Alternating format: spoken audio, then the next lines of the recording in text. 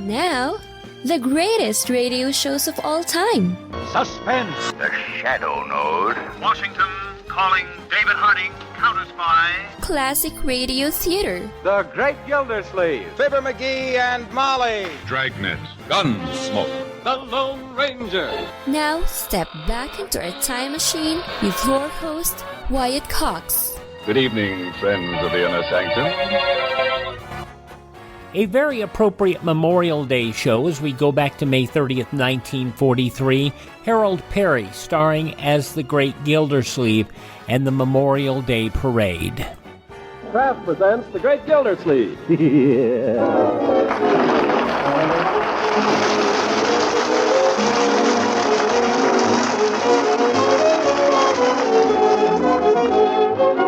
Kraft Cheese Company will also bring you Bing Crosby every Thursday night. Present each week at this time Harold Peary as the Great Gildersleeve, written by John Wheaton and Sam Moore.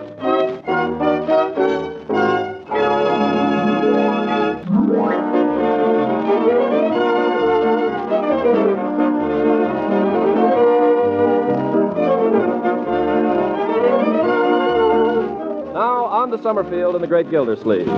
It's the last day of May, just 4 weeks before his wedding day, and Gildersleeve is a busy, busy man. This morning, while others make preparations for the Memorial Day exercises, the great man is in his study, straightening out his affairs and clearing the decks for matrimony. So we find him now with pen in hand, laboring over the composition of a mighty document. I, Throckmorton P. Gildersleeve, being of sound mind and body, do hereby devise and bequeath... Uncle Mort, excuse me. Yes, Marjorie? Come out and see it. Come out and see what? The flag. We've got it out. Oh, well, a little while, my dear. Right now, I'm very... Come on. You aren't doing anything, and it looks so pretty. Not doing anything, my dear young lady. I happen to be engaged in one of the most solemn duties of a man's lifetime. Do you know what I'm writing? Oh, fool. Everybody thinks it was your last will and testament. Now, come on. But, hey, let go. Come on. Well, let me put down my pen first. I don't know what there is such a rush about anyway. I've seen the flag before. But we found a new place for it, and we want you to see it. Oh, where? We've hung it from the roof. How did you ever get it up there? And Leroy climbed out the attic window. Come out in the yard and tell us if you like it. Well... We want the place to look nice when the parade goes by. Oh, and Leela's coming over, too. Good. So's Ben. And Bertie's planned a wonderful lunch. There. You like the flag there? How does it look to your artistic eye, Unc? Well, it looks fine, Leroy. Only for heaven's sakes, be careful up there. Don't worry. Isn't it pretty? I think ours is the prettiest house on the street, don't you? Yeah, but I wish Leroy would get down off that roof. Hey, I'm a tightrope walker. Look, everybody. The great Concolino.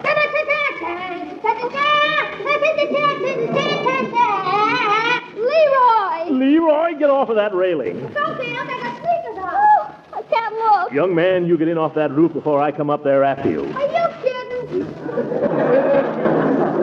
Leroy, you heard me. Okay, I'll be right down. Yeah, that's what I'm afraid of. Be careful now, my boy. Oh. That crazy kid. Honestly, what comes over, boy? I don't know. It's a wonder to me he's lived as long as he has. Oh, that reminds me. I got to get back to work. Hey, call me when it's time for the parade. Oh, we won't be along for an hour yet.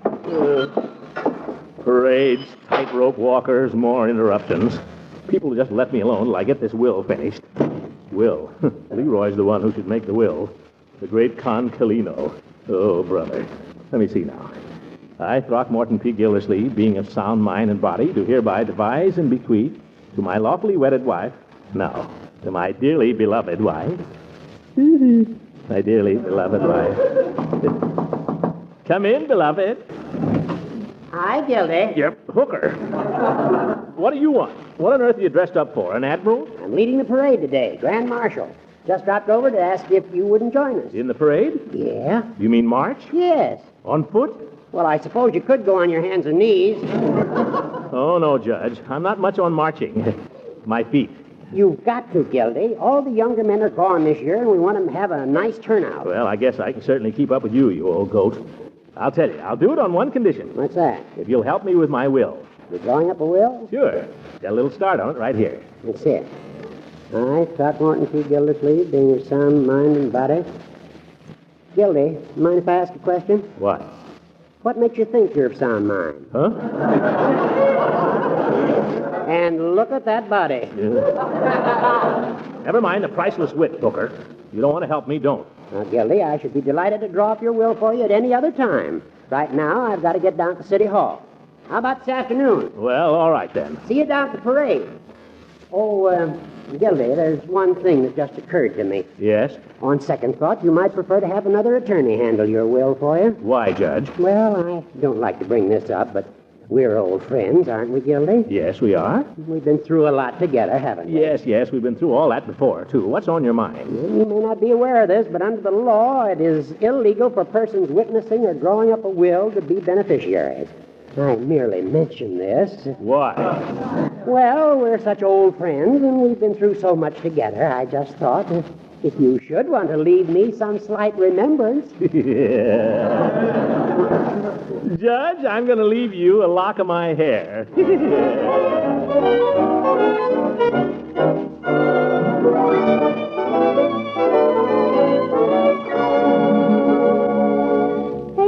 About time you were starting for the parade? Keep your shirt on, my boy. Parades never start on time. Isn't that right, Ben? I don't know, Mr. Gildersleeve. I thought we were just going to watch it go by the house here. Well, you are, but I'm going to march in it. Oh, I didn't know that. What war were you in? I was in World War I, Ben. Oh, sure. Did you get to France, Mr. Gildersleeve? I should say I did, my boy. Paris.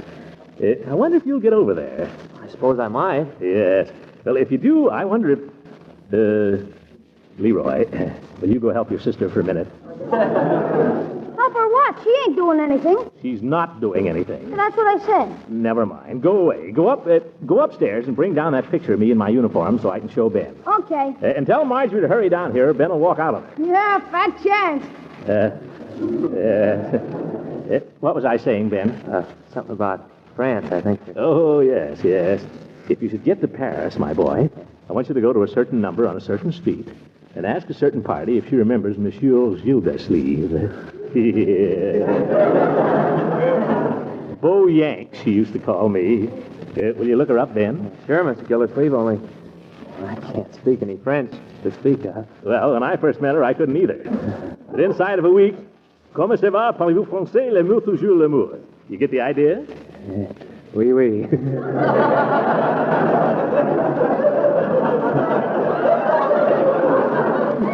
Oh, she was a lovely creature, Ben. And her mother.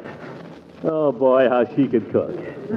I think you'll like her, Ben. Oh, sure. She's a blonde, just 28 years old in 1918. Let me see, that would make her... 53. It's not possible. Oh, my goodness, how time flies. Here's the picture, Unc. The boy commando in person.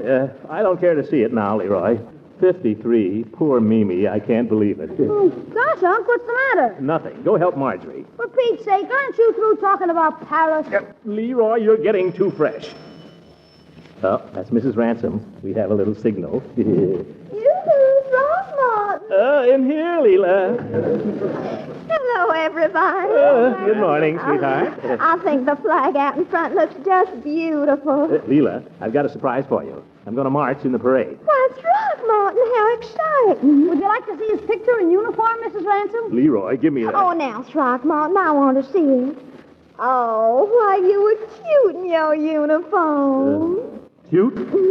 Wasn't he, Ben? Well... Just let it go, my boy. Well, I don't understand the insignia on your uniform, Throckmorton. Beauregard used to have leaves here on the shoulder. Leaves? Oh, well, I didn't go into the Army at the top, Leela. I went in as a private and won my promotion the hard way. How'd you come out, Unc? Corporal.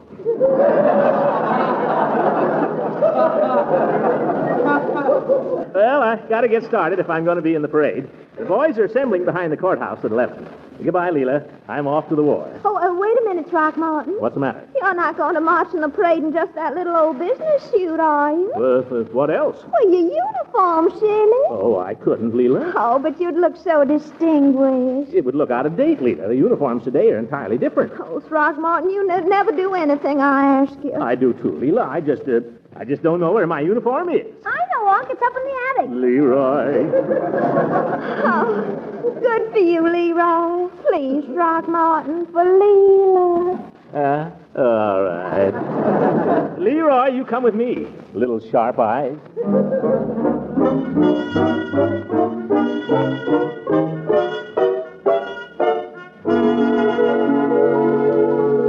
Well, which trunk is it in, Leroy? This one over here, Unc.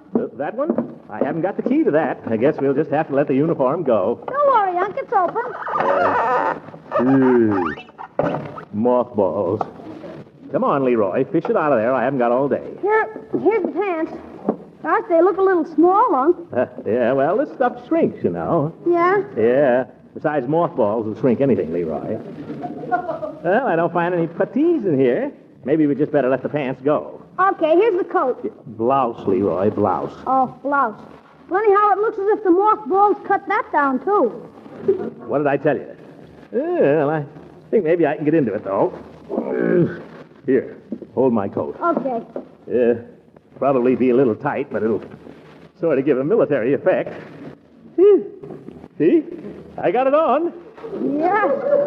Yeah, but can you button it? Oh, of course.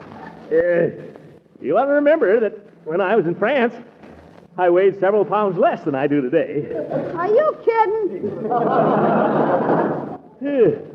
By George, it feels good to get back in the old uniform. Come on, Leroy, let's show the ladies.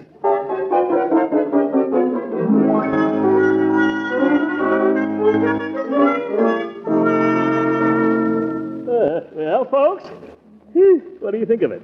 Throckmorton, what in the world happened to the trousers? They were shot off. Leroy, quiet. No puttees, Leela. Can't wear them without puttees. Oh, well, the coat looks awfully military. I think you'll be the handsomest man in the whole parade. I honestly do. Oh, well, that's all I wanted to know, Leela. Well, I'm off.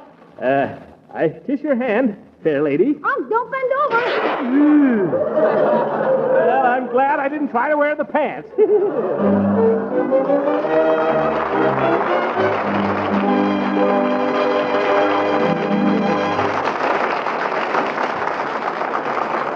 The Great Gildersleeve will be with us again in a few seconds. From right in the middle of World War II, May 30th, 1943, The Great Gildersleeve on Classic Radio Theater with Wyatt Cox. Let's see, if something costs less, but people are happier with it, that sounds like something to look into, and that's MediShare. Maybe you've heard switching to MediShare to pay for healthcare can save the typical family $500 a month, and that's huge, but it's also true that people are way more satisfied after making the switch, too. The customer satisfaction rate for MediShare is double that of the typical health insurance plan. Double. MediShare works. It's been around for more than a quarter century, and members have shared more than $3 billion of each other's bills. People love having telehealth and a huge nationwide PPO network. So, yeah, you can save a ton and like it better. Imagine being happy with how you're taking care of your health care. So if you're self-employed or part of the gig economy, or you just want a plan you're happy with, you can call right now and get a price within 2 minutes. A very, very smart use of 2 minutes. Here's the number you need. 833-34-BIBLE. That's 833-34-BIBLE. 833-34-BIBLE. Now on Classic Radio Theater with Wyatt Cox, more of The Great Gildersleeve, the Memorial Day Parade, May 30th, 1943.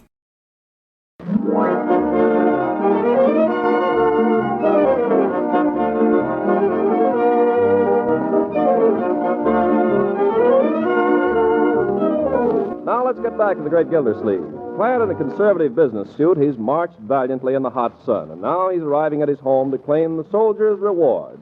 In this case, his share of the delicious lunch which Bertie's promised. But our hero's a little late, and the house seems strangely quiet. Marjorie! Leroy! Where is everybody? Is that you, Mr. Gildersleeve? Of course it's me, Bertie. Where is everybody? Well, they waited for you, Mr. Gildersleeve. They waited about 2 hours before they had lunch. You've been marching all this time? Oh, yes, Bertie. I marched so far, my feet are killing me. And I'm so hungry, I don't care. Well, you just sit down and take your shoes off, Mr. Gildersleeve, and I'll warm up a nice lunch for you right away. Thank you, Bertie. Well, you marched so long, Mr. Gildersleeve. Well, it wasn't all marching, Bertie. We stood there in the park for a couple of hours listening to the speeches. But it certainly was impressive. Makes a man think, Bertie. Yes, sir. We stood Summerfield's first mayor, P. Gildersleeve. I remember you, Mr. Gildersleeve. Oh, well, thank you, Bertie. But I mean something more than just being remembered by the people that knew me.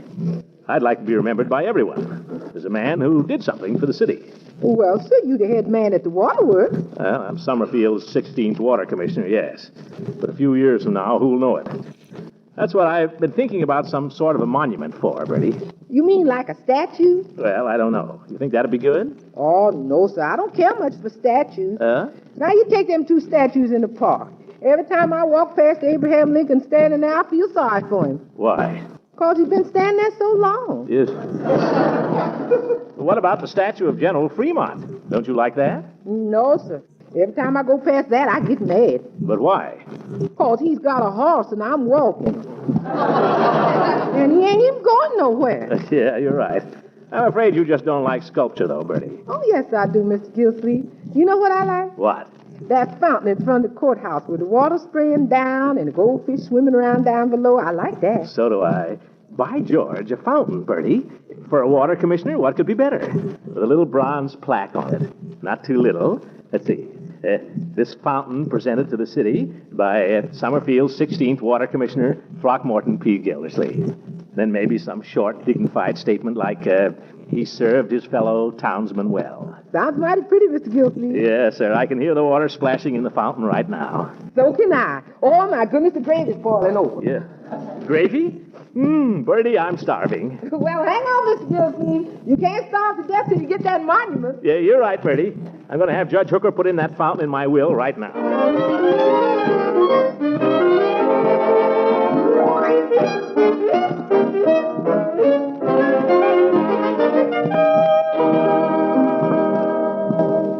Throckmorton, let me ask you something.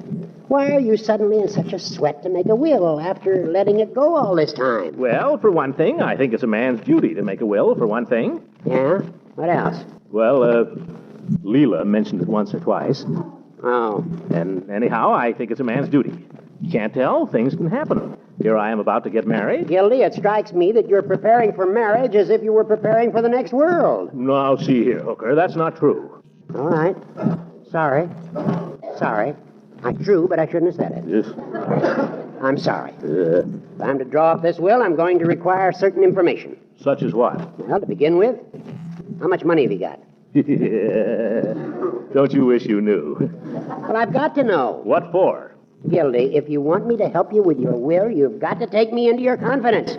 Well, all right, Judge. What do you want to know? I ask you, how much money have you got? None of your business. If I tell you, you'll tell everybody in town. Gildy, what passes between a lawyer and his client is strictly confidential. You know that. Come on now. How much have you got? Cash? Cash. Well, in the neighborhood of $500. In the neighborhood? Yes. Small neighborhood, isn't it? It's all right, Gildy. We're neighbors. Oh, you too? I'd be lucky if I could put my hands on $300 right now. Well, to be perfectly frank with you, Judge, I've got just $275. And that's not counting the bills that'll be pouring in tomorrow. Isn't it terrible? Terrible. The way things are, a man's lucky if he can stay out of jail. Now, let's see. The insurance. Now, what about the rest? What about Leela? Of course, she has her own money. Yes. I'll tell you what I thought, Horace. I thought it'd be nice to endow a small memorial. A memorial? Yeah, a fountain, perhaps. A memorial fountain. Memorial to what? Well, to the two of us. Me being water commissioner, I think a fountain would be kind of appropriate, don't you? You know, with the water coming out. Throckmorton, may I ask what you propose to endow this fountain with? Well, with my residuary estate, with the $275. Don't you think you could buy a fountain for that? Wouldn't be any Niagara. I think you'd be lucky to get a bird bath. Oh. You do, huh? Well, you know, Judge, you may think you're joking, but a bird bath isn't such a bad idea. Oh, now, Gildy. I mean it. I've always been fond of birds. Birds like me, too. They come right up to me sometimes. And Leela, well, Leela's crazy about birds. She's got a little bitty wren that's building a nest in her front porch right now. Every morning she goes out and peeks at it. Yes, sir, a man could do worse than have the birds remember him. Birds are man's truest friend. I thought dogs were man's truest friend. I'm not building any dog bath. Horace, how soon could you get this will drawn up? Well, that shouldn't take much time. Of course, we need witnesses. I guess I'd get my secretary for one. Oh, and Peavy. Peavy do it. I know he's open this afternoon because Leroy's working for him. Do you think you could get it ready? What's the rush? Well, I'd just like to have it, Judge. I'm going over to Leela's tonight, and I'd sort of like to surprise her with it. You'll surprise her, all right.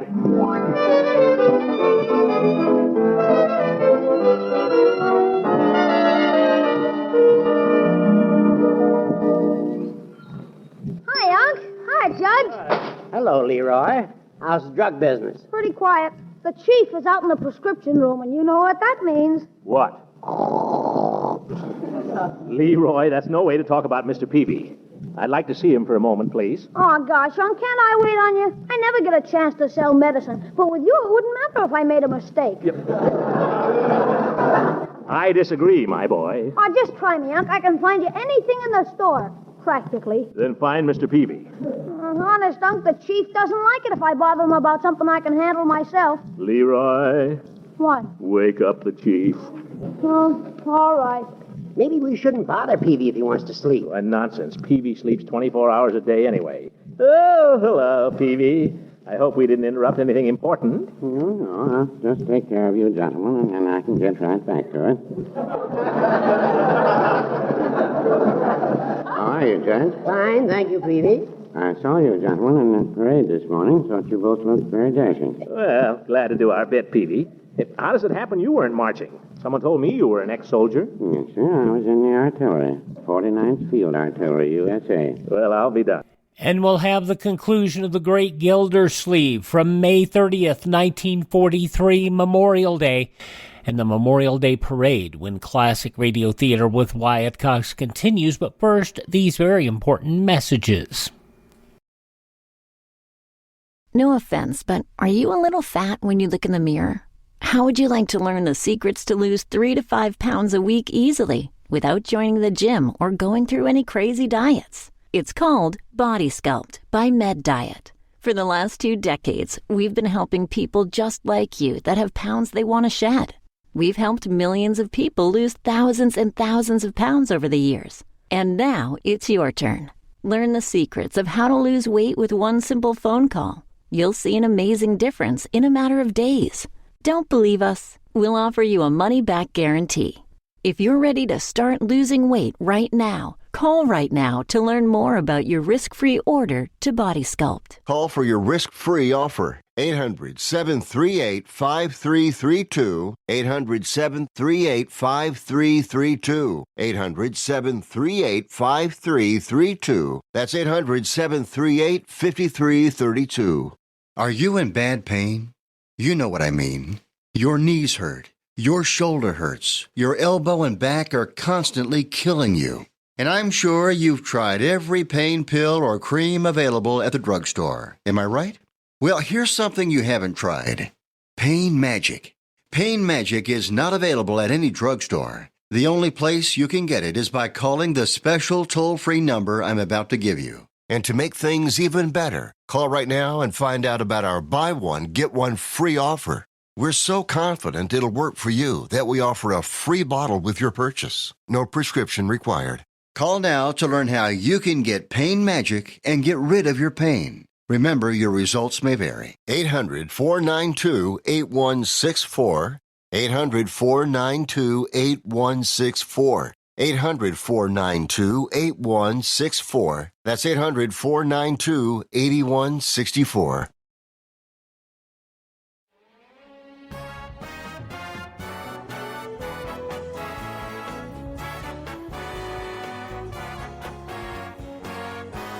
Now the conclusion of the Great Gildersleeve and the Memorial Day Parade, May 30th, 1943, as he talks with Peavy, the pharmacist, about his service in the war. Were you a gunner? No, I wasn't a gunner. I was in what you might call the transportation end of the artillery. Oh, what's that? I commanded a platoon of mules. You? That's hard to believe, Peavy.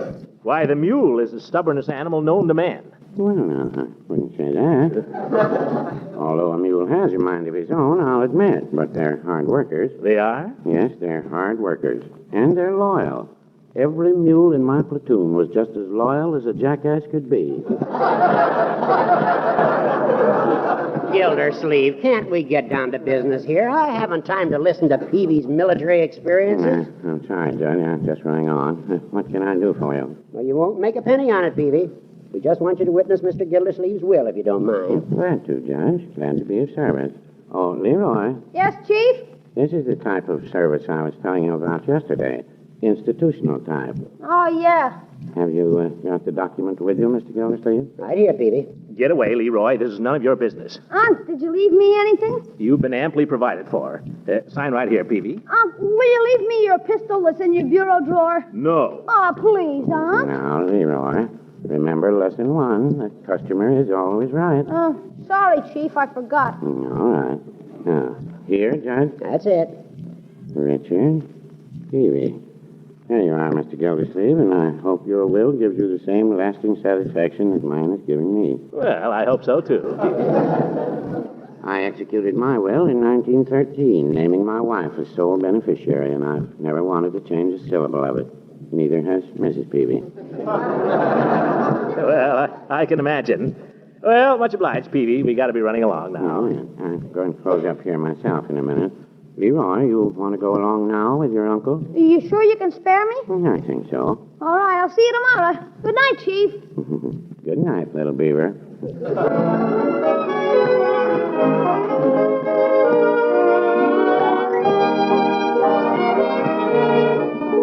But soon there'll just be 2 of us. Throckmorton. Soon you and I will borrow the moon. For just the 2 of us, sweetly and so discreetly, we'll be completely alone. No other world, only our own. Now we must be contented with schemes about the 2 of us. Yet we can have our sweet scented dreams that will come true of us. For presently and pleasantly our hearts will be in tune. So soon, maybe not tomorrow, Leela, but soon. Leela. Yes, Throckmorton. I made my will today, Leela. Oh, did you, darling? How nice. Yeah, have it right here in my pocket. Leela, you know something? What, darling? Guess who's in my will? Oh, I couldn't. Go on, Leela. Guess, will you? Oh, I couldn't possibly. I'm too happy to guess. I'm too happy to care about anything.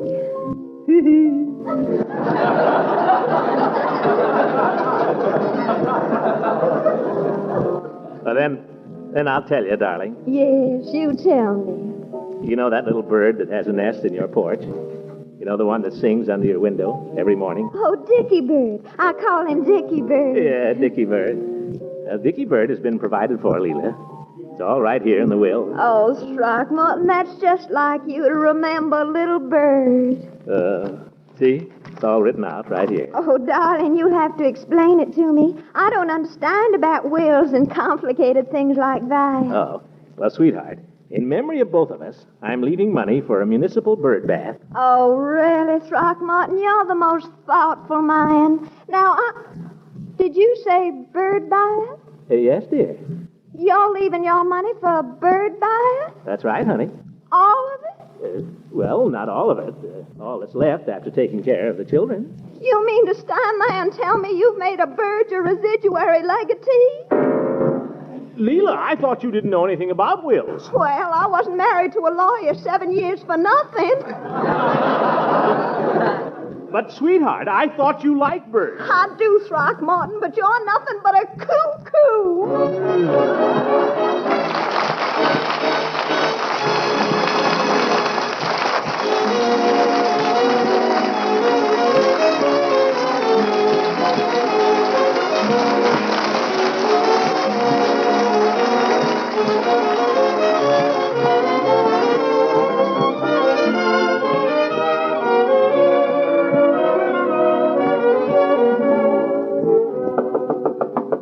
Cuckoo.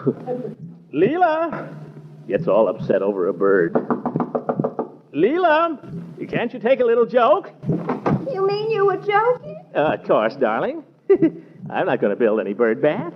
Tell me, how would you invest the money? Well, when I'm in doubt about a financial problem, I always ask myself, what would Beauregard do? Beauregard?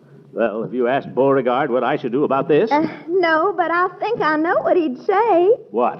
He'd say, Leela, child, you'd look lovely in a mink coat. Good night, everybody.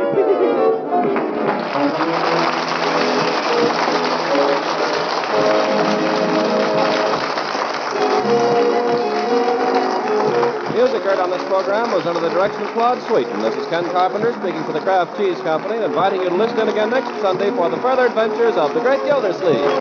May 30th, 1943, The Great Gildersleeve on Classic Radio Theater with Wyatt Cox. Are you suffering with arthritis or osteoporosis? Do you have diabetes?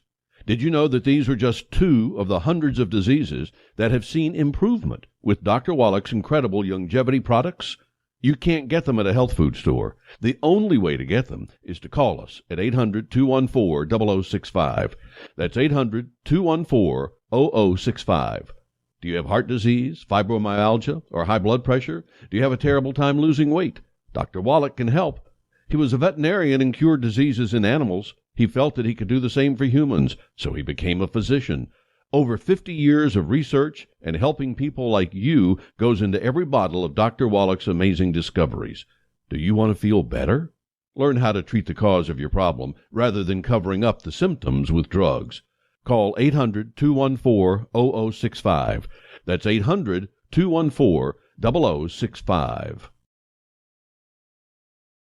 Now on Classic Radio Theater with Wyatt Cox, an episode of The Adventures of Jungle Jim, May 30th, 1936. Last week, Lynn Chalmers found herself locked in cabin 307 with the mysterious Lin Pu and his servant. The Chinese questioned the missionary's daughter closely until he learned she was a friend of Jungle Jim Bradley. Then the Chinese revolutionary prince, apparently having some plan in mind, politely unlocked the door and released her. Meanwhile, after being guided to a happy landing at the Shanghai airport, Jungle Jim left Lil and Kolo and went straight to the office of the American consul. The thrilling adventures of Jungle Jim are pictured each Sunday in the Comic Weekly, the world's greatest pictorial supplement of humor and adventure. The Comic Weekly, each page printed in full colors, is distributed everywhere as an integral part of your Hearst Sunday newspaper.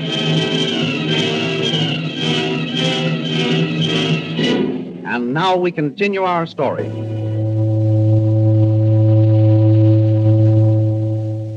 On board the steamer bound for Shanghai, we find the Reverend Chalmers and his daughter discussing the mysterious Chinese revolutionary, Lin Pu. I tell you, my dear, there's something odd going on in cabin 307, and we must find out what it is. Yes, Dad, but how are we going to do that? I can't be caught standing in front of the cabin again. No, you're quite right, you can't. But there must be some way of getting in there. I wish I could think of one. Let's see. Lynn, where is cabin 307 located exactly? On A deck, one deck above us. How nearly above us? Just at the top of that companionway out there. Why? I think I've got the excuse we need. Ring for the steward. What are you planning, Dad? Never mind just now, dear. You ring for the steward. Very well, but I wish you'd let me in on your plan. Oh, it's just a scheme to get ourselves under the eye of Lin Pu so that he'll give us the opening we want. But, Dad, you don't suppose he'll ever let us in cabin 307 now? Why not? Lin Pu probably realized he overplayed his hand when he forced you into his cabin at the point of a gun. That was why he was so polite to you and let you go. I hardly think he'd care to have you reporting the incident to any of the ship's officers. But I never even thought of doing that. But Lin Pu doesn't know that, my daughter. That is the sword of Damocles we have hanging over his head, and you and I must see that it stays there. You rang for the steward, sir? Yes, come in. Come in. Yes, sir. Steward, can you tell me where the doctor is at present? Yes, sir. He's attending a lady down the passageway, sir. Good. Please be so kind as to ask him to step in here directly he's free. Yes, sir. Very good, sir. What do you want the doctor for, Dad? Are you feeling worse? No, better. You see, Lynn, I shouldn't be at all surprised if some good sea air would prove most beneficial to my state of health. But, Dad, you're not strong enough to walk around on deck. Did I say anything about walking on deck? No, but I don't... Well, what I propose doing is lying in a deck chair up on A deck at the top of that companionway in front of cabin 307. Why, of course. Lin Pu can't help but run across us there. Exactly. Now, Lynn, you must be perfectly friendly with our revolutionary suspect. He mustn't get any idea we're checking up on him. You understand? Oh, yes, Dad. Unless I miss my guess, Mr. Lin Pu will try to repair the mistake he made the other night. There's only one possible hit so far. And what's that, Dad? The doctor. He may not give me permission to go up on deck. Doctor? Yeah. Come in. Steward says you wish to see me. Yes, I do, Doctor. What's the matter, my dear Evan? Are you feeling worse? No, on the contrary, I feel much better. So? And why do you need me? Well, I know that patients sometimes feel their best when they're actually their sickest. Yeah. I want your opinion, Doctor, as to whether I'm able to lie in a deck chair in the sunshine on A deck. Let me see how your pulse is behaving. Please, Doctor, please let Dad go up on deck. I'll see that he doesn't overexert himself. Your pulse isn't bad today, Evan. Good. Then I don't see any reason why you shouldn't lie up on deck as well as down here. Good. That's mighty good of you, Doctor. Oh, thank you, Doctor. Thank you. Don't thank me. Thank nature for the strong constitution she gave your father, Miss Chalmers. Doctor, when may I go up on deck? Whenever you wish, my dear Evan. Well, there's no time like the present. Very well. I'll get the steward to arrange your chair for you, Dad.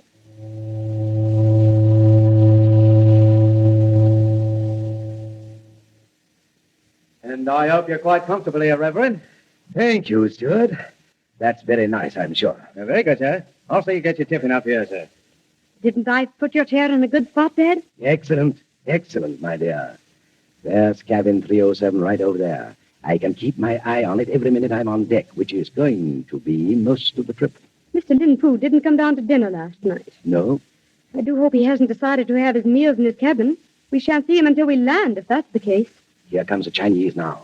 Is this Lin Poo? No, but it's the man who was in the cabin with Lin Poo. Well, let's see if Lin Poo is in the cabin now. How can we tell? We can't see inside. If this chap uses his key to enter, it's almost certain Lin Poo isn't there. I never thought of that, Dad.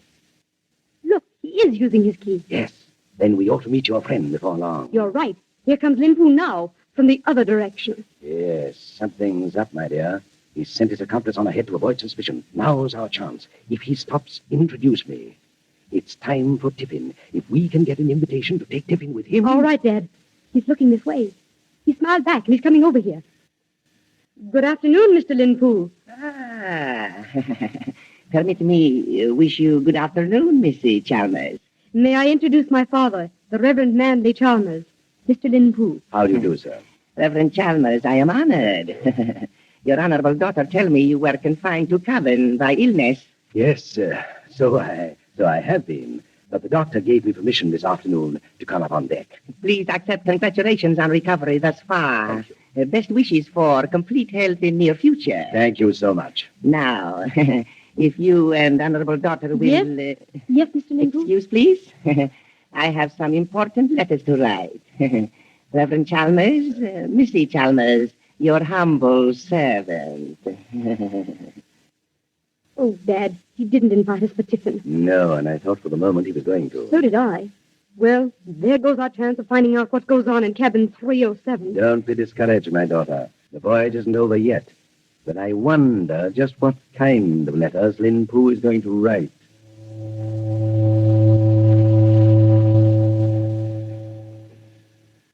Girl and father still there, Lin Poo. Why they not go to cabin? We cannot delay longer, my friend. Lock door. Close shutters on portholes. Now, bring transceiver set. But Lin Poo, fool that you are. Have I not told you before there are no buts? Master Prince awaits our message. We must not keep him waiting. Bring transceiver set at once. Yes, Lin Poo. Connect with light socket there by wash basin. Master Prince will be angry at delay. If only fool missionary and girl would stay in cabin. Transceiver set ready, Lin Poo. Establish contact with Master Prince at once. Yes, Lin Poo. Not by key, by voice. Here, let me have set. XRVK, calling headquarters.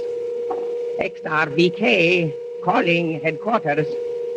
XRVK, calling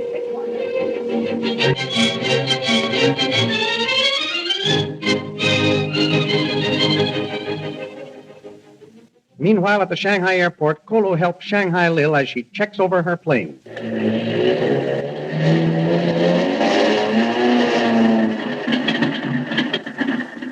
Kolu, hand me up that other wrench. This one, Missy? That's it. How'd you like the ride from Burrawani to Shanghai? All right. All right. Is that the height of your enthusiasm? What name? I say, is that all you can say about it? Just all right? Me glad come with Tuan Jim. Me all same glad get down earth. On top in sky, me think Kolu all same die. Sorry I scared you, Kolu. But I was a little scared myself when I got into that handful of clouds up there. Now let's try the inertia starter again.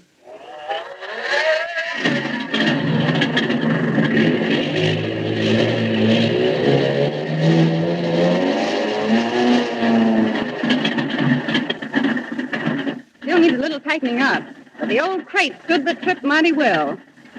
Missy, Yes? What is it, Kolu? when Tuan Jim come back here, Just as soon as he has a talk with the American consul. where we go then? Well, I don't know exactly where I'm going, but I think you and Tuan Jim have a long journey ahead of you. How you know, Missy? I can't tell you that, Kolu, but you take my word for it. Missy go back Burawani? I don't know. I haven't decided yet. Why, do you want to go back? No, Missy.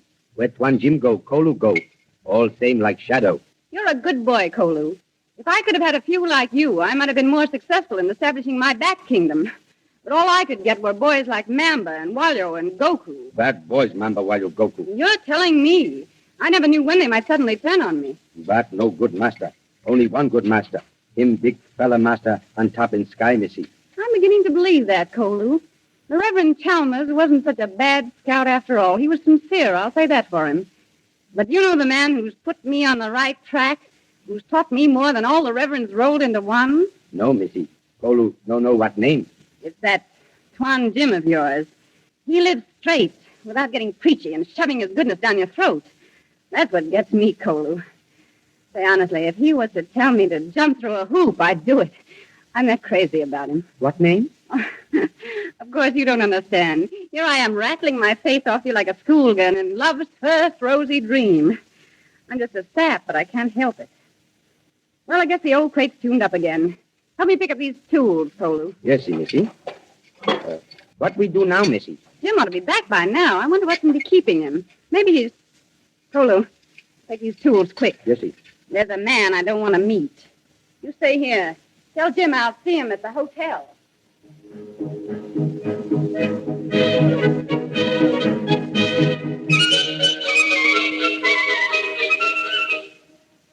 At that very moment, the American consul is telling Jim a story before giving him an extremely difficult assignment. You see, Bradley...